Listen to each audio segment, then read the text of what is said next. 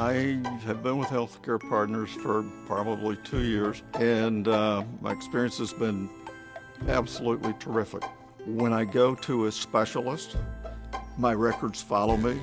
There's no need to actually provide any additional information. They know what's happened in my primary care doctor's office. Become a healthcare partner today. Medicare open enrollment starts October 15 and ends December 7. Learn more about how you can become a healthcare partner at hcpnv.com.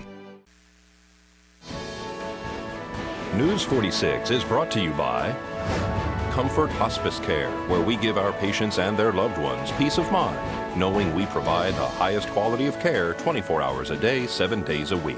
For more information, call 751-0349. News is also brought to you by Golden Casino Group, where you'll always find great fun, good food, and fantastic entertainment, all at Gold Town, Lakeside, and the Pahrump Nugget.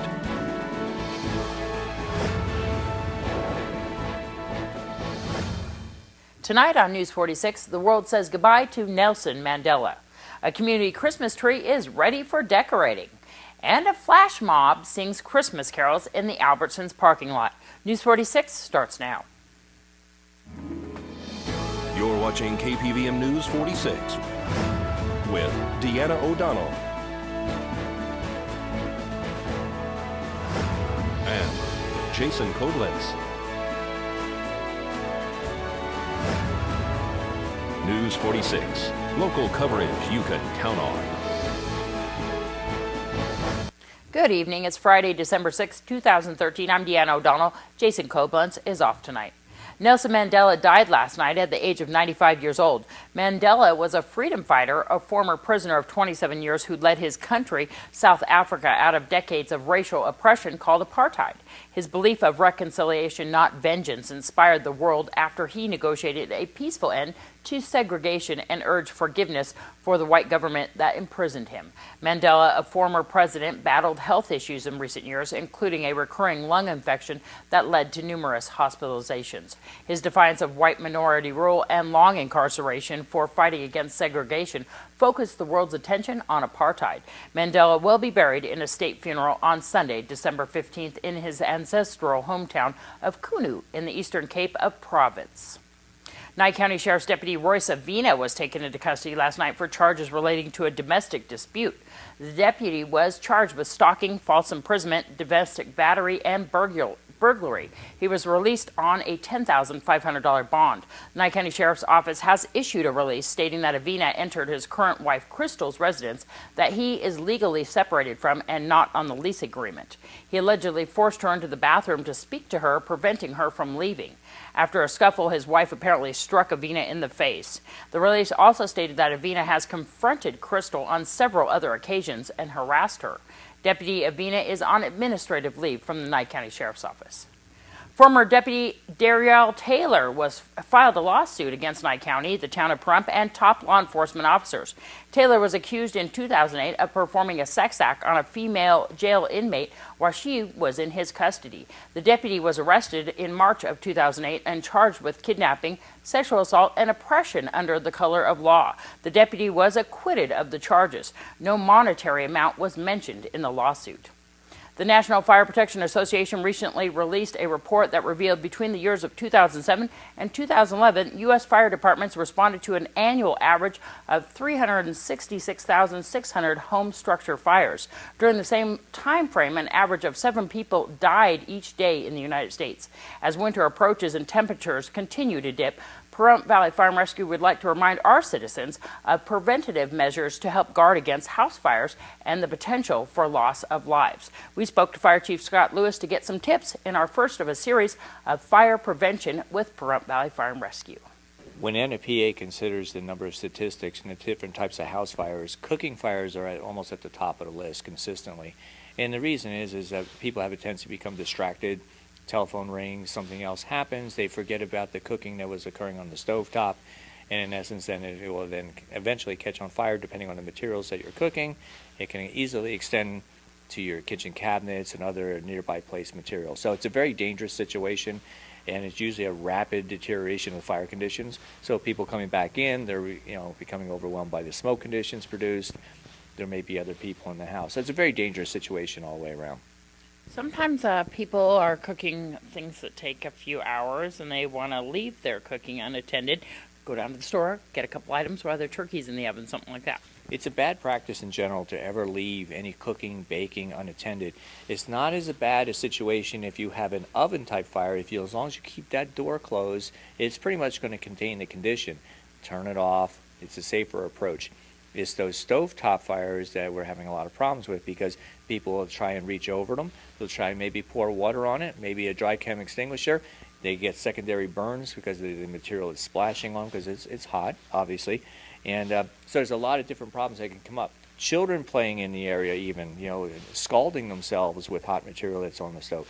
A number of issues, more so on the stovetop fires, but our recommendation is never leave those things unattended. Keep someone who's responsible, old enough to keep an eye on things.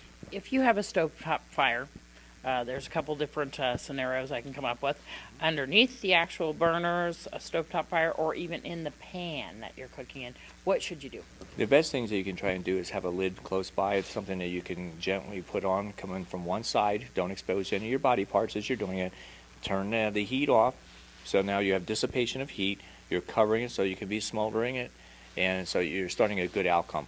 Never pour or throw water on it from a distance. We usually have a tendency to get splattering. If you have a good dry chem extinguisher in the area, just be mindful though that the pressure from that material being discharged onto that fire can still cause splashing. So be very, very careful. Keep it a safe distance. If you can safely accomplish the task, then try that. But make sure in all cases 911 has been telephoned and someone like such as ourselves are on the way. Well, let's join Jeff Simmons at the Prump Nugget as we head into our break. Hello everybody, I'm Jeff Simmons, the bingo director here at the Prump Nugget. Happy holidays to everybody. We have we'll start with the stage bar. We got State of the Art on the stage bar. Come on down, listen to some music. That's Friday and Saturday night from 6 to 11. And then our drawings, we got cash drawings Friday, Saturday, and Sunday. $200 cash drawings, and at 9 o'clock is a $500 cash drawing.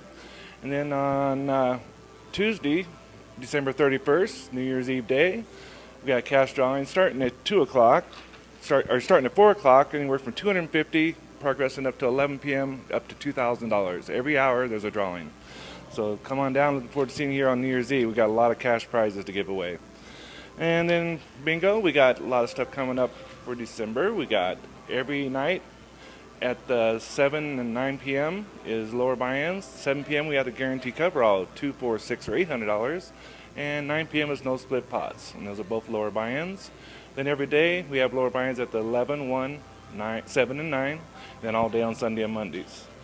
And got the Christmas special coming up too. On Christmas Day we have 2 special sessions at the 1 and 7 p.m. session. They're higher payouts, special drawings, and that's on the 1 o'clock and 7 o'clock on Christmas Day. I'm really, a lot of stuff to say, I gotta remember all this. And then every Wednesday now we got our Good Neighbor sessions, Wednesday and Thursday for the month of December, so everybody seems to like that. Kathy still got her paper only, no split pots at 11, 1, and 3 p.m. on Monday, Wednesday, and Fridays. That continues. So looking forward to seeing you here at all of our properties. We got special drawings and cash prizes, so looking forward to seeing you here. Bye-bye. This portion of the news is brought to you by Albertsons. You're in for something fresh.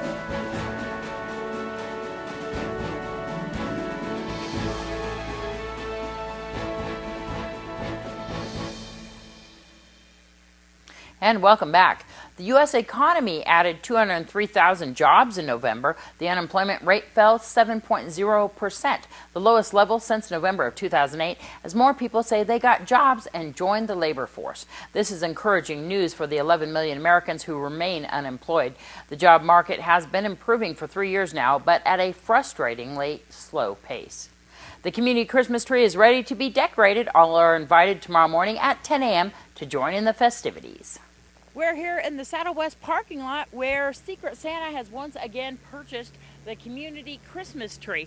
Tomorrow morning, the whole community is invited to come on down, bring the kids, bring the family for lots of fun at 10 a.m. to decorate this massive tree. Karen Jackson at K9 Radio, of course, has graciously put this up for the community to decorate and have a great time. On Sunday at 6 p.m. is the Christmas tree lighting down here, once again at the parking lot of Saddle West. Come on down. This is Deanna O'Donnell. An 8th grader at Rosemary Clark Middle School, Heather Edwards, held a flash mob last night in the parking lot at the Albertson Shopping Center. The group sang several Christmas carols. Oh, jingle bells, jingle all the way. Oh, what fun it is to ride in a one-horse open sleigh. Hey, jingle bells, jingle all the way. Oh, what fun it is to ride in a one-horse open sleigh. Silent night, holy night, all is calm, all is bright, round yon virgin mother and child, holy infant, so tender and mild. The tidings we bring to you and your friends, good tidings for Christmas and Happy New Year. We wish you a Merry Christmas, we wish you a Merry Christmas, we wish you a Merry Christmas and Happy New Year. Yay! That definitely gets you in the mood. The Prumpville High School drama class is performing tonight and tomorrow night in the auditorium. The community is invited to enjoy their performance of the play Copies. News 46 got together with a couple of students who also like to sing. I want to be a billionaire so very bad, buy all of the things I never had. I want to be on the cover of Forbes magazine, smiling next to Oprah and the Queen. Oh, every time I close my eyes, I see my name in shining lights. Yeah, a different city every night. Oh, I swear the world better prepare for when I'm a billionaire. Oh, when I'm a billionaire. Oh. Are you going to go on with drama class, or are you going to go on to do acting? Are you looking into something like that? I like acting. I like drama though, because there's a lot of different options of stuff you can do. No, maybe singing if I get that far, but besides that, no. What do you think that is one of the benefits of being in drama class? It helps you express yourself and what you like to do. And if you're like overly dramatic, it like helps you get that out before anything else really happens, so it just calms you down a bit more. Good job, girls. When we come back from this break, we'll tell you all about the High Desert Chorale's Christmas concert. Stay tuned.